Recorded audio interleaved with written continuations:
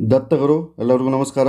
Welcome back to Pathashala Academy. So ಇವತ್ತು ನಾವು class number 5 study ಮಾಡ್ತಿದ್ವಿ. ಇದರಲ್ಲಿ ನಾವು ಇವತ್ತೇನು ಸ್ಟಡಿ ಮಾಡ್ತಾಯಿದ್ವಿ? ಸಂವಿಧಾನದ ಲಕ್ಷಣಗಳು ಮತ್ತು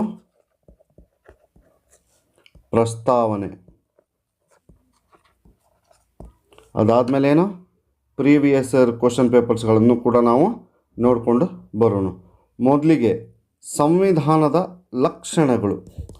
ಸಂವಿಧಾನದ ಲಕ್ಷಣಗಳು ಅಂದ್ರೆ ಸಂವಿಧಾನದೊಳಗೆ ಏನದ ಹೆಂಗದ ಅನ್ನೋದ್ರ ಬಗ್ಗೆ ನಾವು ಸ್ಟಡಿ ಮಾಡೋದನ್ನು ಲಕ್ಷಣಗಳು, ಕ್ಯಾರೆಕ್ಟರಿಸ್ಟಿಕ್ಸ್ ಅಂತ ಕರಿತೇವೆ. ಸೊ ಮೊದಲನೇದಾಗಿ ಏನು 1950 ಜನವರಿ 26ರಂದು ಸಂವಿಧಾನ ಜಾರಿಗೆ ಬಂತಲ್ಲ, ಆಗ ಬಂದಾಗ ಸಂವಿಧಾನದಲ್ಲಿ ಇದ್ದದ್ದು ಒಟ್ಟು 8 ಅನುಸೂಚಿಗಳು. ಎಷ್ಟಿದ್ವು? 8 ಅನುಸೂಚಿಗಳು, 22 ಭಾಗಗಳು ಹಾಗೂ 395 ವಿಧಿಗಳನ್ನು ಒಳಗೊಂಡೈತಿ. ಯಾವುದು? ಯಾವಾಗ ಜನವರಿ 26, 1955ರಲ್ಲಿ ಬಂತಲ್ಲ ಆ ಸಂವಿಧಾನ. ಆ್ಯಸ್ ಯೂಶ್ವಲ್ ಏನಾಗ್ಬಿಡ್ತೈತಿ, ಈಗ ನಿಮಗೆ ಗೊತ್ತಿದ್ದಂಗೆ 395 ವಿಧಿಗಳನ್ನು ಅದಾವು ಅಂದಮೇಲೆ ಮೊದಲನೇದಾಗಿ ನಮ್ಮದು ಲಿಖಿತ ಸಂವಿಧಾನ, ಎರಡನೇದಾಗಿ ಗಾತ್ರದಲ್ಲಿ ದೊಡ್ಡ ಸಂವಿಧಾನ. ಯಾಕಂದ್ರೆ 22 ಭಾಗಗಳು, 395 ವಿಧಿಗಳು, 8 ಅನುಸೂಚಿಗಳು ಅದಾವು ಅಂದ್ರೆ ಇದನ್ನು ಗಾತ್ರದಲ್ಲಿ ದೊಡ್ಡದು ಅಥವಾ ಬೃಹತ್ ಸಂವಿಧಾನ ಅಂತ ನಾವೇನು ಮಾಡ್ತೇವೆ, ಇದನ್ನು ಕರಿತೇವೆ. ಸೊ ಇನ್ನು ಇದರೊಳಗೆ ಮುಖ್ಯವಾದಂಥವುಗಳು ಯಾವುವು? ಇಲ್ಲಿ ಮೊದಲನೇದಾಗಿ ಬರೋದು ಭಾಗ 3ರಲ್ಲಿ ಏನು ಕೊಡ್ತಾರೆ? ಮೂಲಭೂತ ಹಕ್ಕುಗಳು. ಪ್ರಜೆಗಳಿಗೆ ಯಾವ ಯಾವ ಹಕ್ಕುಗಳನ್ನು ಕೊಡಬೇಕು ಅನ್ನೋದ್ರ ಬಗ್ಗೆ ಇನ್ಡೆಪ್ತಾಗಿ ಇಲ್ಲಿ ಮಾಹಿತಿಯನ್ನು ಕೊಟ್ಟಾರ.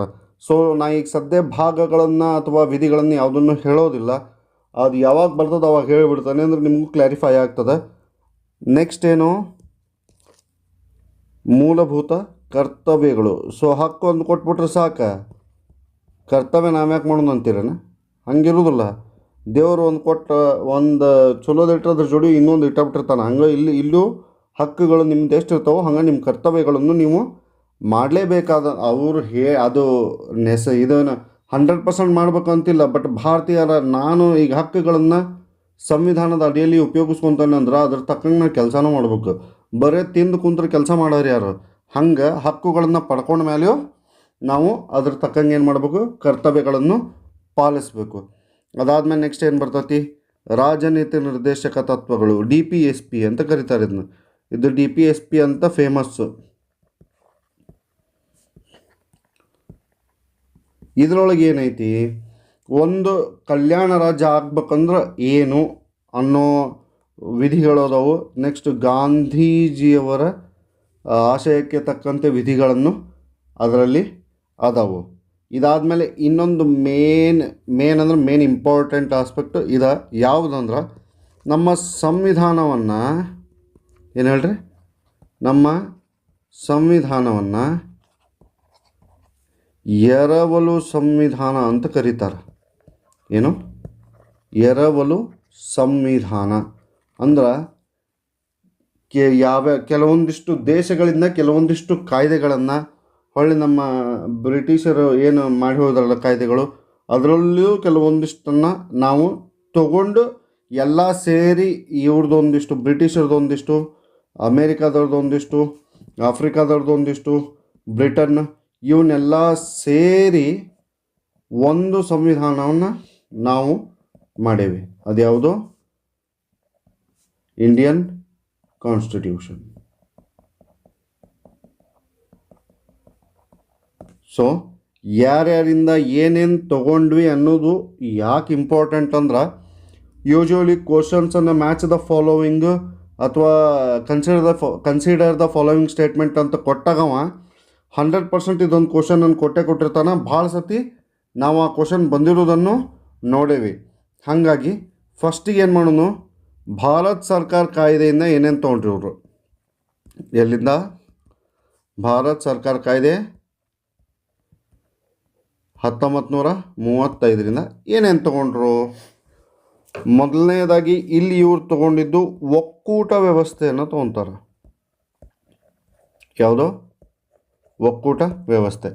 ಎರಡನೇದಾಗಿ ಗವರ್ನರ್ ಅಂದ್ರೆ ರಾಜ್ಯಪಾಲರು, ಗವರ್ನರ್ ಹುದ್ದೆ. ಮೂರನೇದಾಗಿ ಏನು? ನ್ಯಾಯಾಂಗ ವ್ಯವಸ್ಥೆ. 4 ಏನು? ಸಾರ್ವಜನಿಕ ಸೇವಾ ಆಯೋಗಗಳು. ಇದನ್ನು ಇಲ್ಲೇ ಬರ್ದ್ಬಿಡ್ತೇನೆ ಅಂದರೆ ನಿಮಗೂ ಕನ್ಫ್ಯೂಸ್ ಆಗೋದಿಲ್ಲ. ಸಾರ್ವಜನಿಕ ಸೇವಾ ಆಯೋಗಗಳು. 5ನೇದಾಗಿ ಏನು ತೊಗೊತಾರೆ ಇವರು? ಎಮರ್ಜೆನ್ಸಿ, ತುರ್ತು ಪರಿಸ್ಥಿತಿಯ ಉಪಬಂಧಗಳನ್ನು ತೊಗೊತಾರೆ. ಮತ್ತು ಆಡಳಿತಾತ್ಮಕ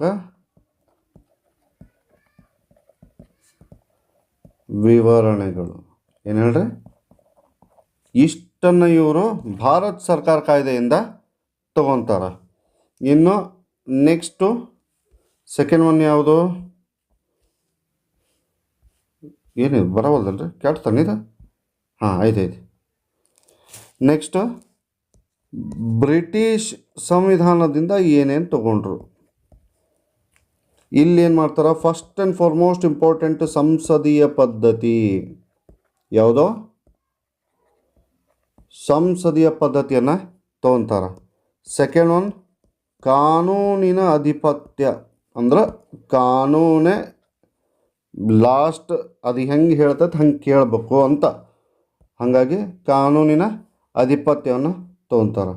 ಮೂರನೇದಾಗಿ ಶಾಸನೀಯ ನಿಯಮಗಳು.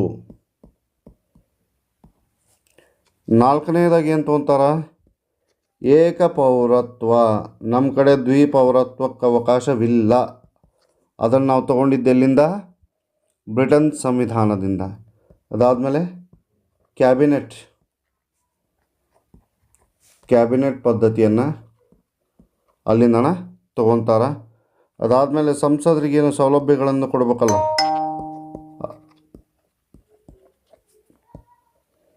ಸಂಸದೀಯ ಸೌಲಭ್ಯಗಳು. ಮತ್ತು ಲಾಸ್ಟ್ ಬರೋದು ದ್ವಿಸದನ ಶಾಸಕಾಂಗ ಪದ್ಧತಿ. ಇವು ಅಷ್ಟನ್ನು ಎಲ್ಲಿಂದ ತೊಗೊತಾರೆ? ಬ್ರಿಟನ್ ಸಂವಿಧಾನದಿಂದ ತೊಗೊತಾರೆ. ನೆಕ್ಸ್ಟ್ ಬರೋದು ಯಾವುದು? ಅಮೇರಿಕಾ ಸಂವಿಧಾನ. ಸೊ ಅಮೇರಿಕಾ ಸಂವಿಧಾನದಲ್ಲಿ ಇವರು ಮೊದಲಿಗೆ ತಗೊಂಡಿದ್ದ ಪ್ರಸ್ತಾವನೆ, ಈಗೇನು ನಾವು ನೆಕ್ಸ್ಟ್ ಡಿಸ್ಕಷನ್ ಮಾಡ್ತೇವಲ್ಲ ಅದು. Next rights, fundamentals of rights, ಮೂಲಭೂತ ಹಕ್ಕುಗಳು. ನೆಕ್ಸ್ಟ್ ನ್ಯಾಯಾಂಗದ ಸ್ವಾತಂತ್ರ್ಯ. ನೆನಪಿರಲಿ, ಸ್ವಾತಂತ್ರ್ಯ ತಗೊಂಡಿದ್ದು ಅಮೇರಿಕಾದಿಂದ. ಎಲ್ಲಿಂದ? ಅಮೇರಿಕಾದಿಂದ. ನ್ಯಾಯಾಂಗ ವ್ಯವಸ್ಥೆಯನ್ನು ತಗೊಂಡಿದ್ದು ಭಾರತ ಸರ್ಕಾರ ಕಾಯ್ದೆ 1935ರಿಂದ. ಅದಾದಮೇಲೆ ಏನು ಮಾಡ್ತಾರೆ? ನ್ಯಾಯಿಕ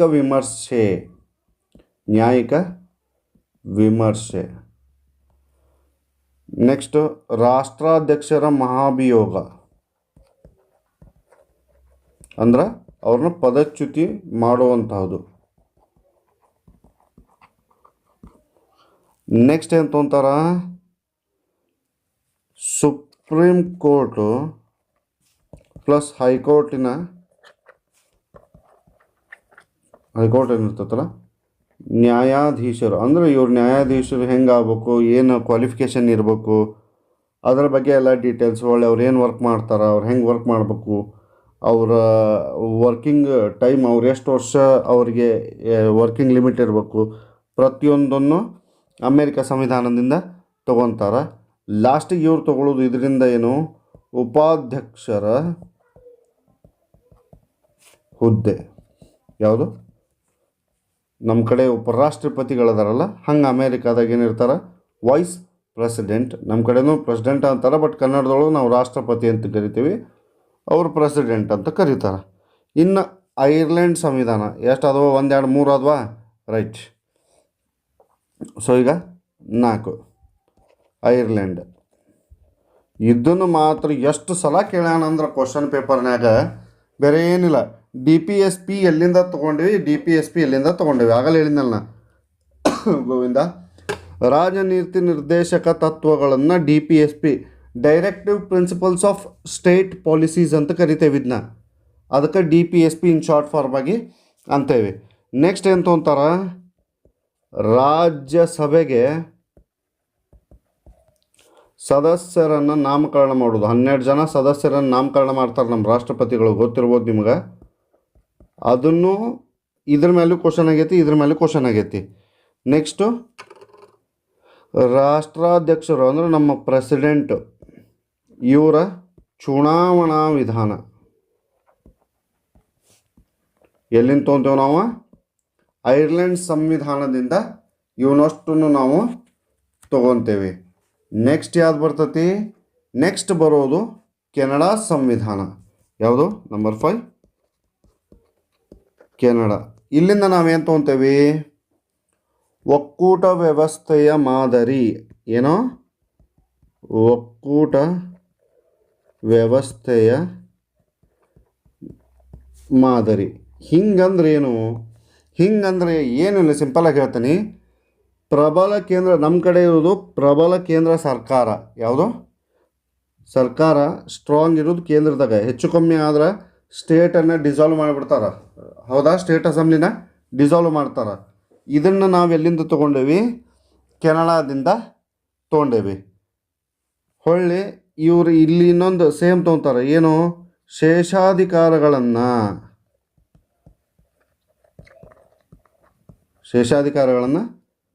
ಕೇಂದ್ರಕ್ಕೆ ಕೊಡುವುದು ಅಥವಾ ನೀಡುವುದು. ಅಂದ್ರೆ ಲಾಸ್ಟಿಗೆ ಉಳ್ಕಿದ ಏನು ಅಧಿಕಾರಗಳಿರ್ತಾವೆ ಅವನ್ನೆಲ್ಲ ಏನು ಮಾಡ್ತಾರೆ? ಸೆಂಟ್ರಲ್ಲಿಗೆ ಕೊಡ್ತಾರೆ. ನೆಕ್ಸ್ಟ್ ಇನ್ನೊಂದೇನು? ಕೇಂದ್ರದಿಂದ ರಾಜ್ಯಗಳಿಗೆ ರಾಜ್ಯಪಾಲರ ನೇಮಕ. ಯಾರು ನೇಮಕ ಮಾಡ್ತಾರ? ರಾಷ್ಟ್ರಪತಿಗಳು ಪ್ರಧಾನಮಂತ್ರಿಗಳ ಸಲಹೆಯ ಮೇರೆಗೆ ರಾಜ್ಯಪಾಲರನ್ನು ಆಯಾ ರಾಜ್ಯಗಳಿಗೆ ನೇಮಕವನ್ನು ಮಾಡೋದನ್ನು ನಾವೆಲ್ಲಿಂದ ತೊಗೊಂಡೇವಿ? ಕೆನಡಾ ಸಂವಿಧಾನದಿಂದ ತೊಗೊಂಡೇವಿ. ಲಾಸ್ಟ್ ಒನ್ ಏನು? ಇದೇನು ನಮ್ಮ ಸುಪ್ರೀಂ ಕೋರ್ಟ್ ಐತಲ್ಲ, ಇದ್ರದ್ದು ಸಲಹಾ ವ್ಯಾಪ್ತಿ ಅಂತ ಕರಿತೀವಿ. ಸಲಹಾ ವ್ಯಾಪ್ತಿ ಎಲ್ಲಿ ಮಟ್ಟ ಐತಿ ಅನ್ನೋದ್ರ ಬಗ್ಗೆನೂ ಏನು ಮಾಡ್ತತಿ? ಕೆನಡಾ ಸಂವಿಧಾನ ಉತ್ತರ ನೀಡ್ತತಿ. ಸೊ ನಮ್ಮ ನೆಕ್ಸ್ಟ್ ಯಾವ್ದು ಬರ್ತತಿ? ನೆಕ್ಸ್ಟ್ ಬರೋದು ಆಸ್ಟ್ರೇಲಿಯಾ. ಯಾವುದು? ಆಸ್ಟ್ರೇಲಿಯಾ. ಇಲ್ಲಿ ಇಂಪಾರ್ಟೆಂಟ್ ಏನಂದ್ರೆ ಫಸ್ಟಿಗೆ ಕೇಳೋದು ಸಮವರ್ತಿ ಪಟ್ಟಿ ಎಕ್ಸಾಮ್ನಾಗ. ಸಮವರ್ತಿ ಪಟ್ಟಿಯನ್ನು ಎಲ್ಲಿಂದ ತೊಗೊಂಡೇವಿ? ಸಮವರ್ತಿ ಪಟ್ಟಿನಲ್ಲಿ ತೊಗೊಂಡೇವಿ, ಆಸ್ಟ್ರೇಲಿಯಾದಿಂದ ತೊಗೊಂಡೇವಿ. ತದನಂತರ ವ್ಯಾಪಾರ, ಅದಾದಮೇಲೆ ವಾಣಿಜ್ಯ, ಅಂದರೆ ವ್ಯಾಪಾರ ಮತ್ತು ವಾಣಿಜ್ಯ ಸಂಬಂಧಗಳಿಗೆ ಸ್ವಾತಂತ್ರ್ಯ. ನೆಕ್ಸ್ಟ್ ಏನು? ಸಂಸತ್ತಿನ 2 ಸದನಗಳ, ಇದು ಕ್ವಶನ್ ಆಗೈತಿ, ಜಂಟಿ ಸಭೆ.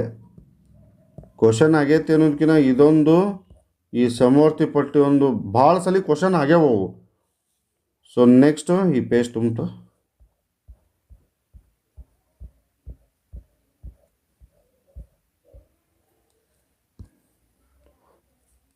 ಜರ್ಮನಿ. ಯಾವುದು ನೆಕ್ಸ್ಟು? ಜರ್ಮನಿ ಒಳಗೆ ತೊಗೊಂಡಿದ್ದು ಯಾವುದು? ತುರ್ತು ಪರಿಸ್ಥಿತಿಯ ಉಪಬಂಧಗಳನ್ನು ತೊಗೊಂಡತಿ. ಏನು ತೊಗೊಂಡಾರ ಹೇಳ್ರಿ? ತುರ್ತು ಪರಿಸ್ಥಿತಿಯ ಉಪಬಂಧಗಳು. ನೆನಪಿರಲಿ, ತುರ್ತು ಪರಿಸ್ಥಿತಿಯನ್ನು ತಗೊಂಡಿದ್ದು 1935 ಭಾರತ ಸರ್ಕಾರ ಕಾಯ್ದೆ. ಅದರೊಳಗಿರೋ ಉಪಬಂಧಗಳನ್ನು ತಗೊಂಡಿದ್ದು ಜರ್ಮನಿ ಸಂವಿಧಾನದಿಂದ. ಅಲ್ಲಿ ನಾವು ತುರ್ತು ಪರಿಸ್ಥಿತಿಯನ್ನು ಹುಟ್ಲೆ ನೀವು ಕಣ್ಣು ಮುಚ್ಚಿ 1935 ಹಾಕಿದ್ರಿ, ಮುಂದೆ ಉಪಬಂಧಗಳು ಕೊಟ್ಟಿದ್ದ ಅಂದ್ರೆ ಹೊಯ್ಕೊ ಬಡ್ಕೋಕತಿ. ಹೀಗಾಗಿ ಒಂದು ಬಿಟ್ಟು 2 ಸಲ ಕ್ವಶನನ್ನು ಪೂರ ಓದಿದ ಮೇಲೆ ಆನ್ಸರ್ ಯಾವುದು ಅಂತ ಐಡೆಂಟಿಫೈ ಮಾಡ್ಕೋರಿ. ನೆಕ್ಸ್ಟ್ ಯಾವ್ದು ಬರ್ತೈತಿ? ರಷ್ಯಾ. ಅವಾಗ ಏನಂತ ಕರಿತಿದ್ರು ಇದನ್ನ? ಸೋವಿಯತ್ ಒಕ್ಕೂಟ ಅಂತ ಇತ್ತದು. ಇಲ್ಲೇನು ಮಾಡ್ತಾರೆ? ಫಂಡಮೆಂಟಲ್ಸ್ ಆಫ್ ರೈಟ್ಸ್, ಮೂಲಭೂತ ಕರ್ತವ್ಯಗಳನ್ನು ಮತ್ತು ಪ್ರಸ್ತಾವನೆಯೊಳಗೆ ಏನೈತಲ್ಲ ಸಾಮಾಜಿಕ 1, ಆರ್ಥಿಕ 2 ಮತ್ತು ರಾಜಕೀಯ ನ್ಯಾಯ, ಇವು 3 ಶಬ್ದಗಳನ್ನು ಮತ್ತು ಫಂಡಮೆಂಟಲ್ ರೈಟ್ಸನ್ನು ನಾವು ರಷ್ಯಾದಿಂದ ತೊಗೊಂಡೇವಿ. ಇದು ಇಂಪಾರ್ಟೆಂಟು. ಇವನು ಯಾಕೆ ಇನ್ವರ್ಟೆಡ್ ಕಾಮದಾಗ ಬರ್ದಾನಂದ್ರೆ, ನಾ ಇನ್ನೊಂದು ಸತಿ ನಾ ಬರ್ದಿದ್ದು ತಿಳಿದಿಲ್ಲ ಅಂದ್ರೆ ಓದಿಬಿಡ್ತಾನೆ. ಸಾಮಾಜಿಕ, ಆರ್ಥಿಕ, ರಾಜಕೀಯ ನ್ಯಾಯ, ಇದರೊಳಗೆ ಯಾವುದು ನಾವು ತೊಗೊಂಡಿಲ್ಲ ಅಂತಂದು ಇವು 3 ಹಾಕಿ ಇನ್ನೊಂದು ಯಾವ್ದಾರು ಎಕ್ಸ್ಟ್ರಾ ಕೊಡ್ತಾನವ. ಸೊ ಹಾಗಾಗಿ ಇವು 3 ನಿಮ್ಗೆ ಗೊತ್ತಿರಬೇಕು. ಹಾಗಾಗಿ ಒಂದು ಬಿಟ್ಟು 2 ಸಲ ಹೇಳತ್ತಾನೆ, ಕರೆಕ್ಟಾಗಿ ತಿಳ್ಕೊಂಬಿಡ್ರಿ. ನೆಕ್ಸ್ಟ್ ಯಾವುದು? ಫ್ರಾನ್ಸ್ ಅಥವಾ ಫ್ರೆಂಚ್ ಅಂತಂದ್ರು ಅಡ್ಡಿ ಇಲ್ಲ. ಇವ್ರ ಕಡೆಯಿಂದ ಏನಂತ ತಿಳ್ಕೊತೀವಿ? ಫಸ್ಟ್ ಒನ್ ಏನು? ಪ್ರಸ್ತಾವನೆ ಒಳಗೆ ಏನೈತಲ್ಲ ಸ್ವಾತಂತ್ರ್ಯ, ಅದನ್ನು ಇಲ್ಲಿಂದ ತೊಗೊತೇವೆ. ಯಾವುದೋ ಸ್ವಾತಂತ್ರ್ಯ. ನೆಕ್ಸ್ಟು ಸಮಾನತೆ, ಅದಾದಮೇಲೆ ಭ್ರಾತೃತ್ವ. ಇದು ಭ್ರಾತೃತ್ವ ಕರೆಕ್ಟ್, ಭ್ರಾತೃತ್ವ. ಇವು 3 ಎಲ್ಲಿಂದ ತೊಗೊತೈತಿ? ಫ್ರಾನ್ಸ್ ಅಥವಾ ಫ್ರೆಂಚ್ ಸಂವಿಧಾನದಿಂದ ತೊಗೊತೈತಿ. ಇನ್ನು ಸೌತ್ ಆಫ್ರಿಕಾ, ಇಲ್ಲಿಂದ ಏನು ತೊಗೊತೈತಿ? ಸಂವಿಧಾನ ತಿದ್ದುಪಡಿ ವಿಧಾನ. ಇದನ್ನು ಜಗ್ಗಿಸಲ ಕೇಳ್ಯಾನ. ಸಂವಿಧಾನದ ತಿದ್ದುಪಡಿ ವಿಧಾನ ಮತ್ತು ರಾಜ್ಯಸಭಾ ಸದಸ್ಯರ ಚುನಾವಣಾ ವಿಧಾನ. ಯಾವುದೋ ಚುನಾವಣಾ ವಿಧಾನ. ಆಗಲ್ಲಿ ಇನ್ನೊಂದು ಯಾರ್ದೋ ರಾಜ್ಯಸಭೆ ಸದಸ್ಯರು ಬಂದಿತ್ತು, ನೆನಪೈತಾನೆ ಯಾರಿಗಾರ? ಐರ್ಲೆಂಡ್ ಸಂವಿಧಾನದಿಂದ ನಾವೇನು ತೊಗೊಂಡ್ವಿ? ರಾಜ್ಯಸಭಾ ಸದಸ್ಯರ ನಾಮಕರಣ ತೊಗೊಂಡಿದ್ವಿ, ಅದೊಂದು ನೆನಪಿರಲಿ. ಇಲ್ಲಿ ಏನು ತೊಗೊಂಡ್ವಿ? ರಾಜ್ಯಸಭಾ ಸದಸ್ಯರ ಚುನಾವಣಾ ವಿಧಾನವನ್ನು ತೊಗೊಂಡ್ವಿ. ಹೀಗಾಗಿ ನ್ಯಾಯಾಂಗ ಒಂದು, ತಿದ್ದುಪಡಿದು ಒಂದ್ರಿ, ಹೊಳ್ಳಿ ಇದು ರಾಜ್ಯಸಭೆ, ಇವು ಕೆಲವೊಂದಿಷ್ಟನ್ನು ಎರಡೆರಡು ಕಡೆ ತೊಗೊಂಡಿದ್ದಕ್ಕೆ ಕನ್ಫ್ಯೂಸ್ ಆಗೋದು ಸಹಜ. ಆದ್ರೆ ನೀವು ಹೆಂಗೆ ರಿವಿಷನ್ ಮಾಡ್ಕೊತ ಹೋಗಿರಿ ಹೆಂಗೆ ನಿಮ್ಗೆ ಪರ್ಫೆಕ್ಟ್ ಆಕತಿ.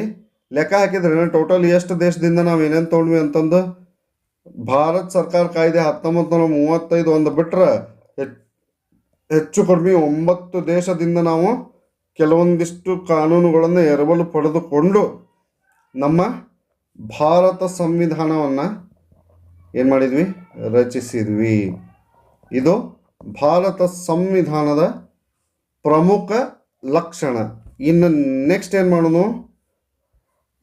ನೆಕ್ಸ್ಟ್ ಉಂಡು ಹಾಸ್ಕೊಂಡು ಮುಕೊಂಬಿಡೋದನ್ನ ಪ್ರಸ್ತಾವನೆ ಅಥವಾ ಪ್ರಿಯಾಂಬಲ್. ಇನ್ನು ಈ ಪ್ರಸ್ತಾವನೆ ಅಂತಂದ್ರೆ ಏನು? ಪ್ರಸ್ತಾವನೆ ಅಂತಂದ್ರೆ ಸಂವಿಧಾನದ ಮೂಲ ತತ್ವಗಳು ಅಂತ ಕರಿತೇವೆ. ಸಂವಿಧಾನದ ಮೂಲ ತತ್ವಗಳು ಹಾಗೂ ಪ್ರಜೆಗಳ ಧ್ಯೇಯೋದ್ದೇಶಗಳನ್ನು ಪ್ರತಿಬಿಂಬಿಸ್ತತಿ. ಇದು ಏನು ಮಾಡ್ತತಿ?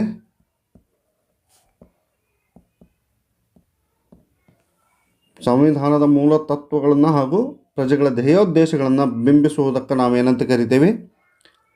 ಪ್ರಸ್ತಾವನೆ ಅಂತ ಕರಿತೇವೆ, ಪೀಠಿಕೆ ಅಂತೂ ಕರಿತೇವೆ. ಸೊ ಇದನ್ನು ಸಂವಿಧಾನದ ಕೈಗನ್ನಡಿ ಅಂತ ಕರೀತಾರೆ. ಏನಂತ ಕರೀತಾರೆ? ಸಂವಿಧಾನದ ಕೈಗನ್ನಡಿ ಅಂತೂ ಸಹ ಇದನ್ನು ಕರೀತಾರೆ. ಇದನ್ನು ನಮ್ಮ ಚಾಚಾ ನೆಹರೂರವರು ಏನು ಮಾಡ್ತಾರ? 13/12/1946 ಏನು ಮಾಡ್ತಾರೆ ಇವರು? ಮಂಡಿಸಿದರು. ಏನು ಮಾಡಿದರು? ಮಂಡಿಸಿದರು. ಅದಾದಮೇಲೆ ಜನವರಿ 22, 1947 ಏನು ಮಾಡಿದರು? ಅಂಗೀಕರಿಸಿ ಅನುಮೋದಿಸಿದರು. ಏನು ಮಾಡಿದರು? ಜನವರಿ 22ಕ್ಕೆ ಇದನ್ನು ಅನುಮೋದನೆಗೆ ಸಿಕ್ತು. ಇನ್ನು ಈ ಪ್ರಸ್ತಾವನೆ ಒಳಗೆ ಏನೈತಿ ಅನ್ನೋದು ಭಾಳ ಇಂಪಾರ್ಟೆಂಟ್ ಆಗ್ತತಿ. ಸೊ ಅದರೊಳಗೆ ಏನೈತೆ ಅಂತ ಒಂದು ಸತಿ ನೋಡ್ಕೊಂಡು ಬರಬೇಕು. ಇದು ಪ್ರತಿಯೊಬ್ಬ ಭಾರತೀಯ ಪ್ರಜೆಗೂ ಗೊತ್ತಿರಬೇಕು. ಹಾಗಾಗಿ ಒಂದು ಸತಿ ನಾನು ಬರೆದು ಬಿಡ್ತೀನಿ. ನೀವು ಬರೆದ್ರು ಇಟ್ಕೊಂಡ್ರು ಚಲೋ, ಇಲ್ಲ ಒಟ್ಟು ನಿಮಗೆ ಗೊತ್ತಿರ್ಬೇಕು ನೋಡ್ರಿ ಇದು. ಯಾಕಂದ್ರೆ ಎಕ್ಸಾಮ್ ಪರ್ಪಸ್ಸರ ಕರೆಕ್ಟಾಗಿ ತಿಳ್ಕೊರಿ ಅಷ್ಟ. ಪೇಟಿಗೆ ಏನು? ಭಾರತದ ಪ್ರಜೆಗಳಾದ ನಾವು, ಯಾರು? ನಾವು ನೀವರೇ. ಭಾರತವನ್ನು ಸಾರ್ವಭೌಮ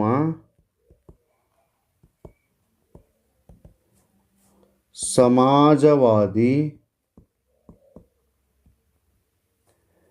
ಜಾತ್ಯತೀತ ಪ್ರಜಾಸತ್ತಾತ್ಮಕ ಗಣರಾಜ್ಯವನ್ನಾಗಿ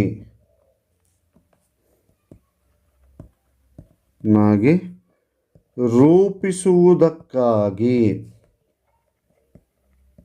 ಏನು ಮಾಡಕ್ಕೆ? ರೂಪಿಸುವುದಕ್ಕಾಗಿ ಭಾರತದ ಎಲ್ಲ ಪ್ರಜೆಗಳಿಗೆ, ಯಾರಿಗೆ? ಭಾರತದ ಎಲ್ಲ ಪ್ರಜೆಗಳಿಗೆ ಸಾಮಾಜಿಕ 1, ಆರ್ಥಿಕ 2 ಮತ್ತು ರಾಜಕೀಯ 3 ನ್ಯಾಯವನ್ನು, ಯಾವ ನ್ಯಾಯ ಕೊಟ್ಟರು ಅವರು? ಸಾಮಾಜಿಕ, ಆರ್ಥಿಕ ಮತ್ತು ರಾಜಕೀಯ ನ್ಯಾಯವನ್ನು. ನೆಕ್ಸ್ಟ್ ಏನು? ವಿಚಾರ, ಅಭಿವ್ಯಕ್ತಿ, ನಂಬಿಕೆ, ಧರ್ಮ ಮತ್ತು ಉಪಾಸನೆಯ ಸ್ವಾತಂತ್ರ್ಯವನ್ನು. ನಿಮಗೇನು ಕೊಟ್ಟರು? ವಿಚಾರ, ಅಭಿವ್ಯಕ್ತಿ, ನಂಬಿಕೆ, ಧರ್ಮ ಅನುಸರಿಸುವಂಥ ಸ್ವಾತಂತ್ರ್ಯವನ್ನು, ಸ್ಥಾನಮಾನ ಮತ್ತು ಅವಕಾಶಗಳ ಸಮತೆಯನ್ನು, ಅಂದರೆ ಈಕ್ವಾಲಿಟಿ, ಸಮತೆಯನ್ನು ದೊರೆಯುವಂತೆ ಮಾಡುವುದಕ್ಕಾಗಿ, ಅಂದ್ರೆ ನಾವು ಉದ್ಧಾರ ಆಗಬೇಕಾಗೈತಿ, ಮಾಡುವುದಕ್ಕಾಗಿ ವ್ಯಕ್ತಿ ಗೌರವ, ದೇಶದ ಏಕತೆ, ಇದು ಭಾಳ ಇಂಪಾರ್ಟೆಂಟ್, ಮತ್ತು ಸಮಗ್ರತೆಗಾಗಿ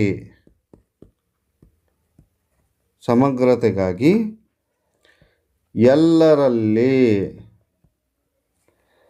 ಭ್ರಾತೃತ್ವ ಭಾವನೆಯನ್ನು ಮೂಡಿಸುವುದಕ್ಕೆ ಅಂದರೆ ನಾವೆಲ್ಲರೂ ಒಂದು ಅನ್ನೋ ಕಾನ್ಸೆಪ್ಟು. ದೃಢ ಸಂಕಲ್ಪ ಮಾಡಿ ಏನು ಮಾಡಿದ್ವಿ? ದೃಢ ಸಂಕಲ್ಪ ಮಾಡಿ ನಮ್ಮ ಸಂವಿಧಾನ ಸಭೆಯಲ್ಲಿ 1949 ನವೆಂಬರ್ 26ನೇ ದಿನದಂದು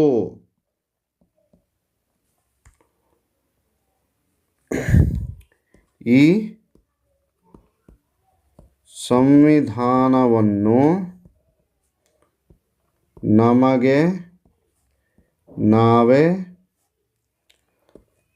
ಅರ್ಪಿಸಿಕೊಂಡು ಅಂಗೀಕರಿಸಿ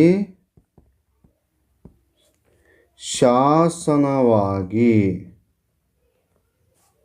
ವಿಧಿಸಿಕೊಂಡಿದ್ದೇವೆ.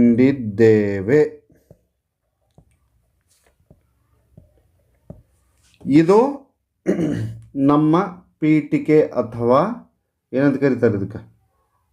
ಪ್ರಸ್ತಾವನೆ. ಏನು ಹೇಳ್ರಿ?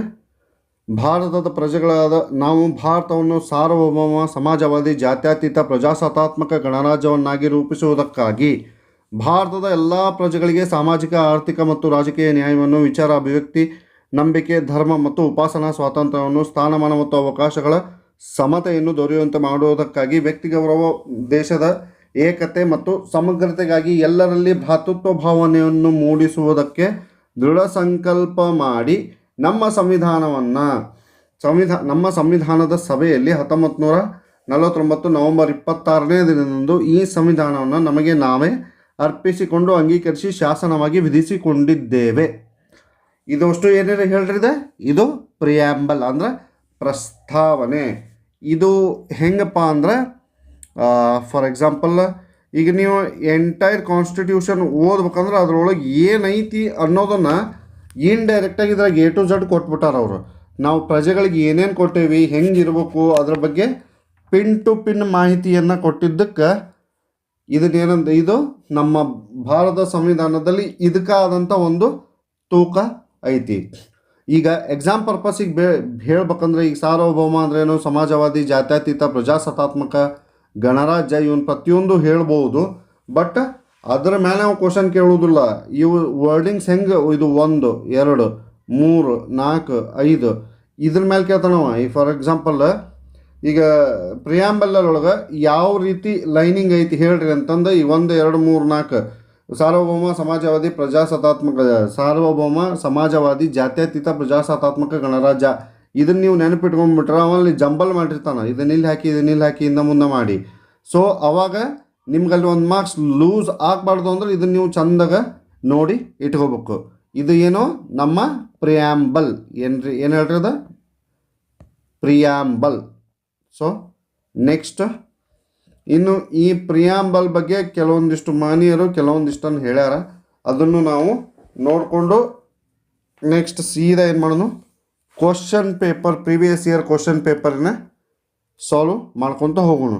ಇನ್ನು ಈಗೇನು ಇದನ್ನು ಎಲ್ಲ ಮಾಡಿದ್ರಲ್ಲ ಅವಾಗ ಒಬ್ಬ ವ್ಯಕ್ತಿ ಹೇಳ್ತಾರೆ, ಅವ್ರ ಹೆಸರು ಠಾಕೂರ್ ಭಾರ್ಗವ್ ದಾಸ್. ಇವ್ರು ಏನು ಹೇಳ್ತಾರ, ಭಾರತದ ಸಂವಿಧಾನದ ಅತಿ ಮುಖ್ಯ ಭಾಗ ಅಂತಂದ್ರೆ ಯಾವುದು? ಪ್ರಸ್ತಾವನೆ ಅಂತ ಕರೀತಾರೆ ಅವರು. ಯಾಕಂದ್ರೆ ಇದು ಸಂವಿಧಾನದ ಹೃದಯ ಮತ್ತು ಒಡವೆ ಇದ್ದಂತೆ ಅಂತಂದು ಕರೀತಾರೆ. ನೆನಪಿರಲಿ, ಇವರು ಹೇಳಿದ್ದು ಪ್ರಸ್ತಾವನೆಗೆ ಮಾತ್ರ. ನೆಕ್ಸ್ಟ್ ಇನ್ನೊಬ್ರು ಏನು ಹೇಳ್ತಾರ, KM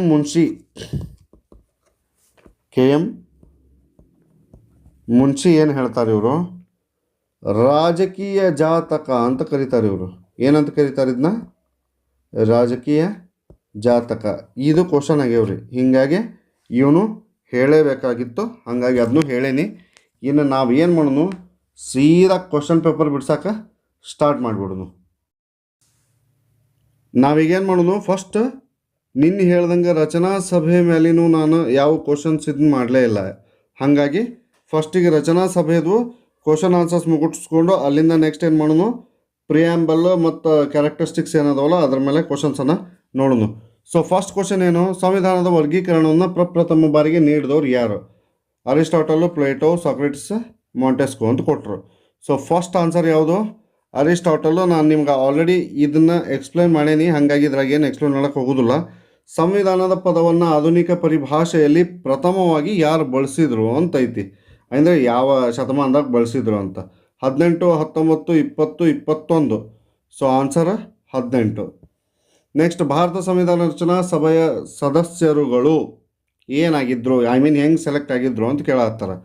ಪ್ರಾಂತೀಯ ಶಾಸನ ಸಭೆಗಳಿಂದ, ಪ್ರಜೆಗಳಿಂದ ನೇರವಾಗಿ ಸರ್ಕಾರದಿಂದ ನಾಮಕರಣಗೊಂಡು ಬ್ರಿಟಿಷ್ ಸಂಸತ್ತಿನಿಂದ ನಾಮಾಂಕಿತಗೊಂಡಿದ್ದರು ಅಂತೈತಿ.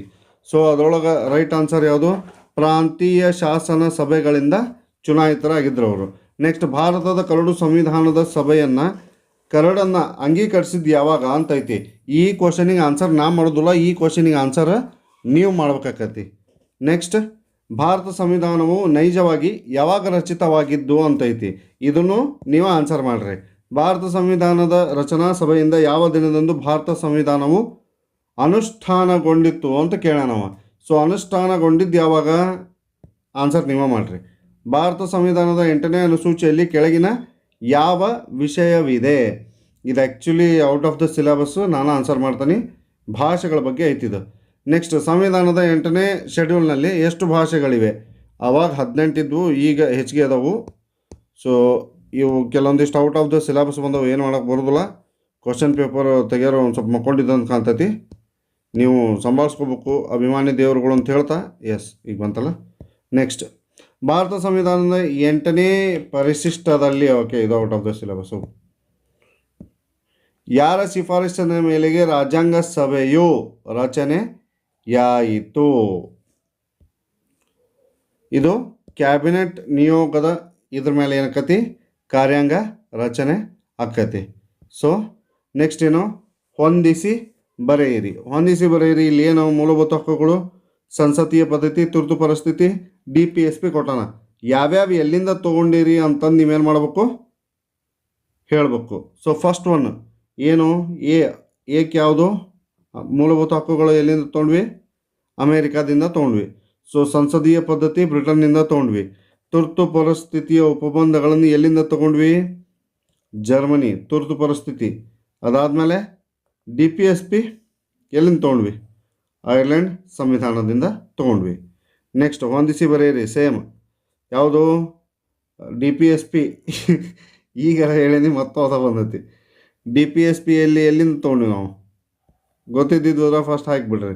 ಮೂಲಭೂತ ಹಕ್ಕುಗಳು ಆ್ಯಸ್ ಇಫ್ USA, ಈ ಮೂರು USA.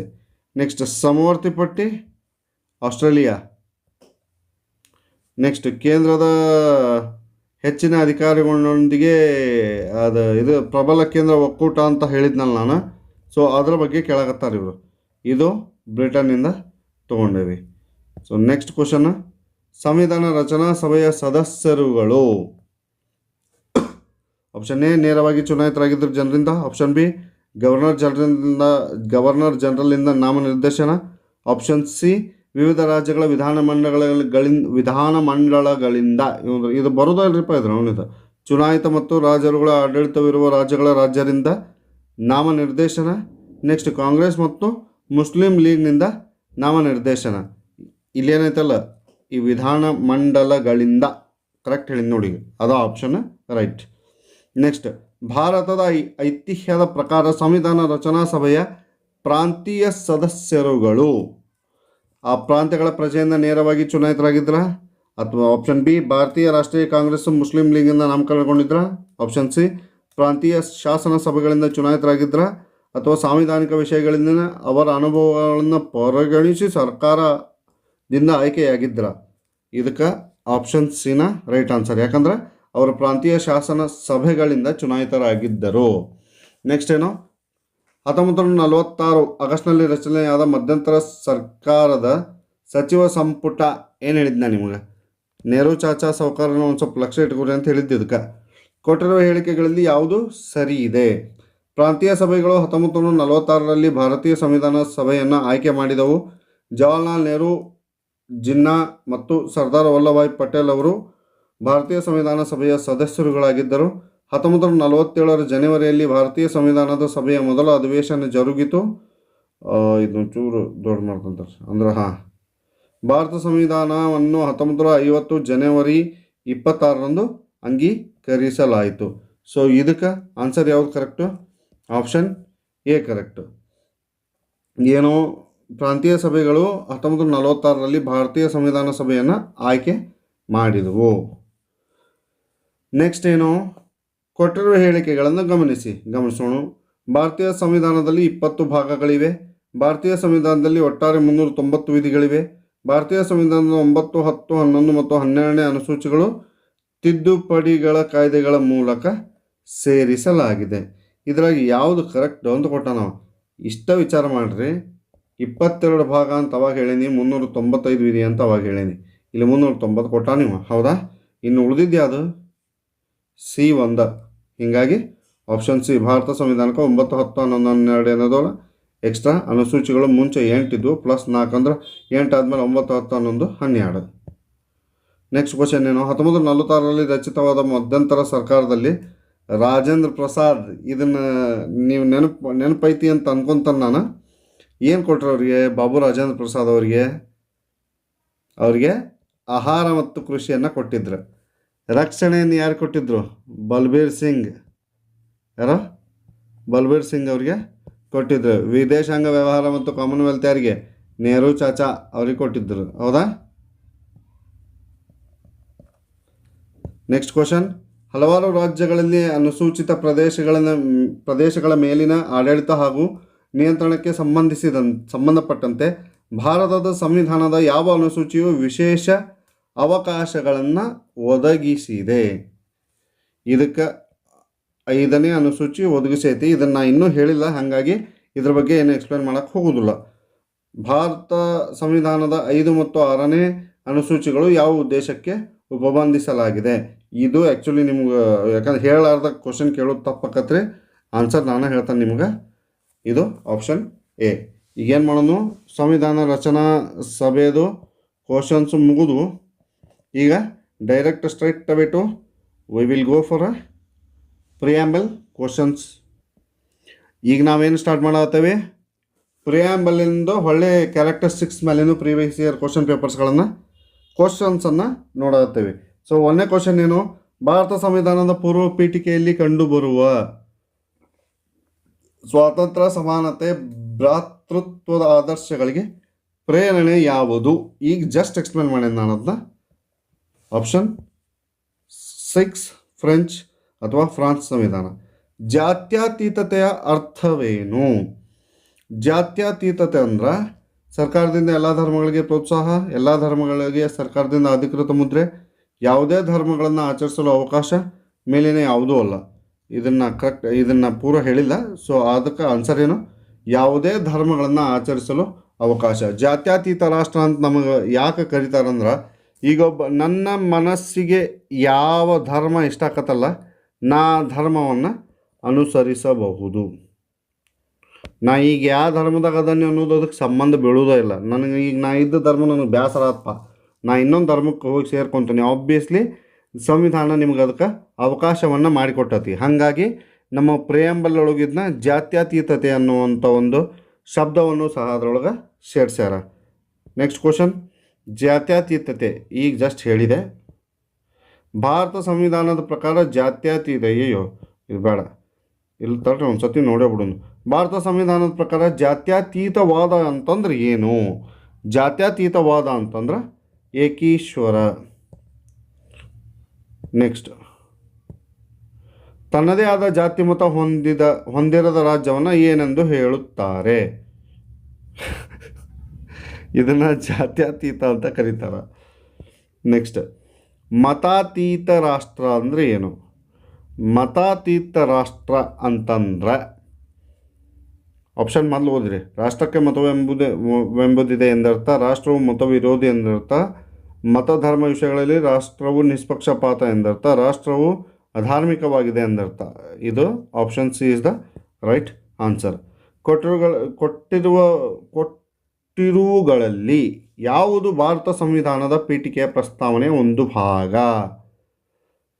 ಭಾರತ ಪ್ರಜೆಗಳಾದ ನಾವು ಭಾರತವನ್ನು ಒಂದು ಸಾರ್ವಭೌಮ ಸಮಾಜವಾದಿ ಜಾತ್ಯತೀತ ಪ್ರಜಾಸತ್ತಾತ್ಮಕ ಗಣರಾಜ್ಯವನ್ನಾಗಿ ಈ ಮೂಲಕ ಸಂವಿಧಾನವನ್ನು ಅಂಗೀಕರಿಸಿ ಜಾರಿಗೊಳಿಸಿ ನಮಗೆ ನಾವು ಕೊಟ್ಟುಕೊಂಡಿದ್ದೇವೆ. ಹೌದಾ? ಇನ್ನು ಬೇರೆದು ಓದೋದು ನೆಸೆಸಿಟಿ ಇಲ್ಲ ಅಂತ ಅನಿಸ್ತದೆ ನನಗೆ. ಇವನ್ ಅವರು ಕರೆಕ್ಟ್ ಸಾರ್ವಭೌಮ ಸಮಾಜವಾದಿ ಜಾತ್ಯತೀತ ಪ್ರಜಾಸತ್ತಾತ್ಮಕ ಗಣರಾಜ್ಯ ಅಂತ ಕ್ಲಿಯರಾಗಿ ಕೊಟ್ಟಾರ. ಆರ್ಡರ್ವೈಸ್ ಹಿಂಗೆ ಬರಿಬೇಕು. ನೆಕ್ಸ್ಟ್, ಆರ್ಥಿಕ ನ್ಯಾಯ ಎಂಬುದು ಎಲ್ಲೇ ಕಂಡು ಬರ್ತತಿ? ಆರ್ಥಿಕ ನ್ಯಾಯ ನಿಮಗೆ ಎಲ್ಲಿ ಕಂಡು ಬಂತು? ಪ್ರಸ್ತಾವನೆಯಲ್ಲಿಯೂ ಕಂಡು ಬರ್ತತಿ. DPSP ನಾ ಹೇಳಿಲ್ಲ ನಿಮ್ಗೆ, ಹಾಗಾಗಿ ಗೊತ್ತಿಲ್ಲ. DPSP ಒಳಗೆ ಅದು ಕಂಡು ಬರ್ತತಿ.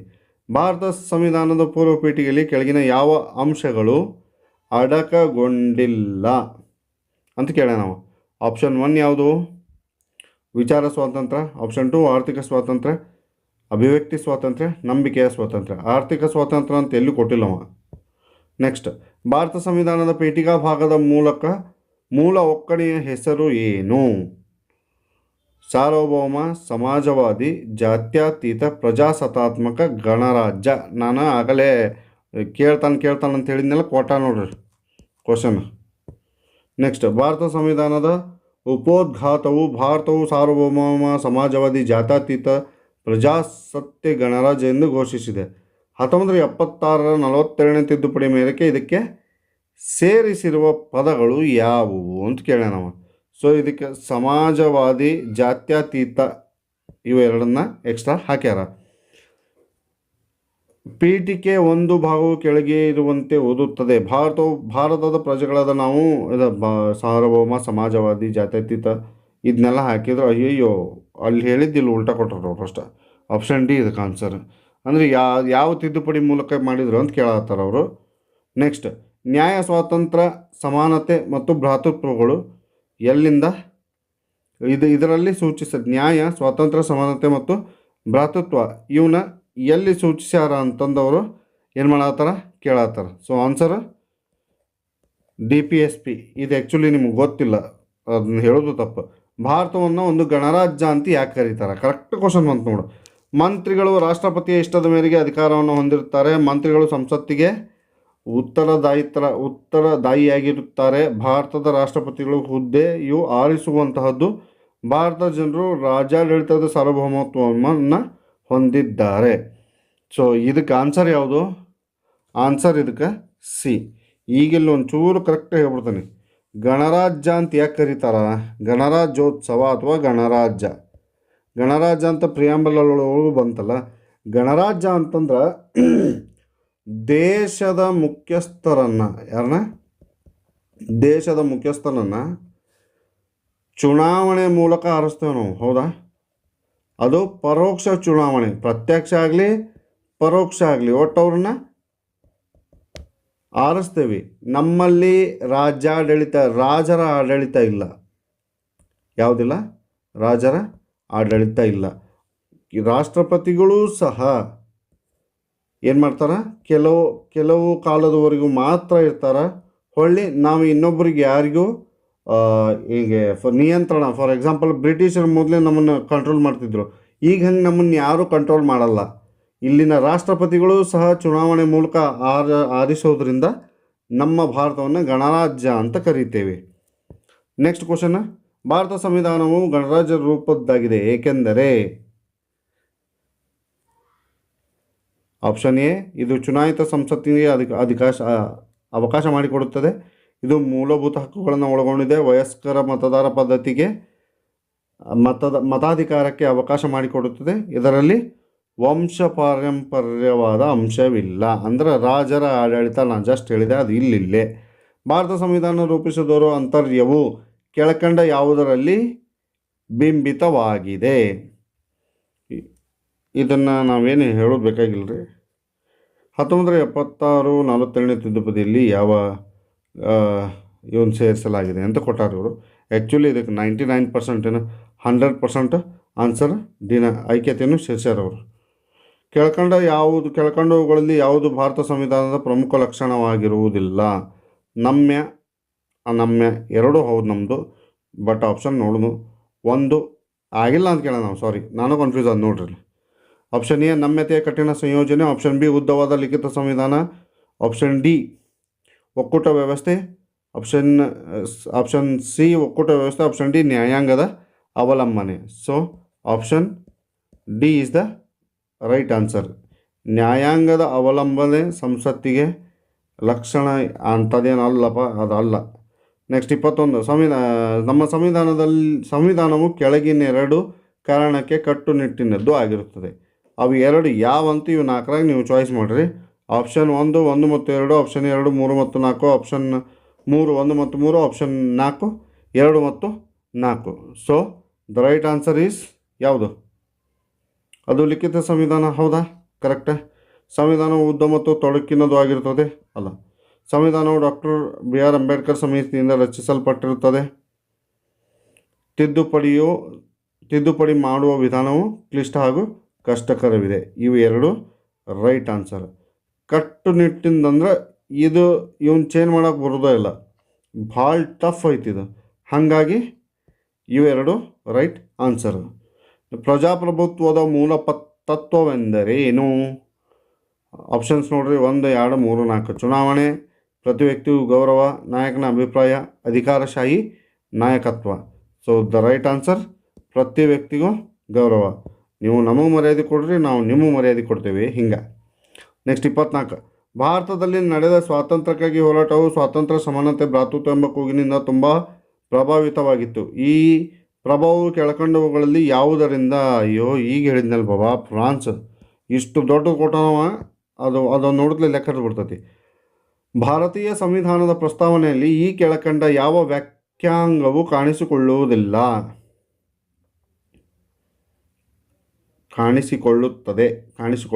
ಅಲ್ಲ. ಆಪ್ಷನ್ ಬಿನ ಸಾರ್ವಭೌಮ, ಸಮಾಜವಾದಿ, ಜಾತ್ಯತೀತ, ಪ್ರಜಾಸತ್ತಾತ್ಮಕ ಗಣರಾಜ್ಯವೇ ಕಾಣಿಸ್ಕೊಳ್ತತಿ. ಸೊ ನೆಕ್ಸ್ಟ್ ಏನಿಲ್ಲಲ್ಲ, ಮುಗೀತು. ಸೊ ಇದಾಗಿತ್ತು ನಮ್ಮ ಸಂವಿಧಾನದ ರಚನೆಯ ತಡ್ರಿ ಒಂದು ಸ್ವಲ್ಪ ಜೂಮ್ ಮಾಡ್ತಾನೆ. ರಚನೆಯ ಮೇಲೆ ನಾವೇನು ಮಾಡಿದ್ವಿ? ನಾವು ಕ್ವಶನ್ಸನ್ನು ಸಾಲ್ವ್ ಮಾಡಿದ್ವಿ. ಅದಾದಮೇಲೆ ಪ್ರಿಯಂಬಲ್ ಮೇಲೆ ಏನು ಮಾಡಿದ್ವಿ? ಕ್ವಶನ್ಸನ್ನು ಸಾಲ್ವ್ ಮಾಡಿದ್ವಿ. ಸೊ ನಾಳೆ ಕ್ಲಾಸಲ್ಲಿ ನಾವೇನು ಮಾಡೋಣ? ಸೀದಾ ಅನುಸೂಚಿಗಳಿಂದ ಎರಡೊಂದೆರಡು ಮಗ್ಗಿ ಬೈಪಾಟ್ ಮಾಡ್ದಂಗೆ ಮಾಡ್ಕೊತ ಹೋಗ್ಬಿಡೋದಂತ. ಸೊ ನಾವು ಹೇಳಿದ್ದು ನಿಮಗೆ ಇಷ್ಟ ಆಗಿದ್ರೆ ಲೈಕ್, ಶೇರು, ಸಬ್ಸ್ಕ್ರೈಬ್ ಅಂತ ಏನೇನೋ ಹೇಳ್ತಾರೆ, ಅದನ್ನ ಚೂರು ಮಾಡಿರಿ. ಹಂಗೆ ನಮ್ಮ ಯೂಟ್ಯೂಬ್ನಾಗ ಒಂದು ಹೊಸದೊಂದು ಗಂಟೆ ಕಟ್ಟೇವ್ರಿ ರೊಕ್ಕ ಕೊಟ್ಟು. ಆ ಗಂಟೆ ಹೊಡ್ರಿ ಅಂದ್ರೆ ನಿಮ್ಗೆ ನಾವು ಏನು ಹೊಸ ವಿಡಿಯೋ ಮಾಡಿದ್ದು ಸೀದಾ ಡೈರೆಕ್ಟ್ ನಿಮ್ಮ ಫೋನಿಗೆ ಬಂದು ಹತ್ತವು. ಮತ್ತು ಇನ್ನೇನು ಹೇಳಬೇಕು, ಯಾರು ಕಾನ್ಸ್ಟಿಟ್ಯೂಷನ್ ಕ್ಲಾಸ್ ಕೇಳಬೇಕು ಅನ್ನೋಂಗಿದ್ರೆ ಅವ್ರಿಗೆ ನಮ್ಮ ಪಾಠಶಾಲಾ ಅಕಾಡೆಮಿನ ಶೇರ್ ಮಾಡಿರಿ. ನಿಮಗೇನೋ ಡೌಟ್ಸ್ ಇದ್ದರೂ ದಯವಿಟ್ಟು ಕಮೆಂಟ್ ಸೆಕ್ಷನಲ್ಲಿ ತಿಳಿಸಿ. ಅದಕ್ಕೆ ನಾನು ಉತ್ತರ ಕೊಡೋಕ್ಕೆ ನನ್ನ ಕೈಲಾದಷ್ಟು ಪ್ರಯತ್ನ ಪಡ್ತೀನಿ ಅಂತ ಹೇಳ್ತಾ ಎಲ್ಲರಿಗೂ tata, see you, bye bye, Dattaguru, ನಮಸ್ತೆ.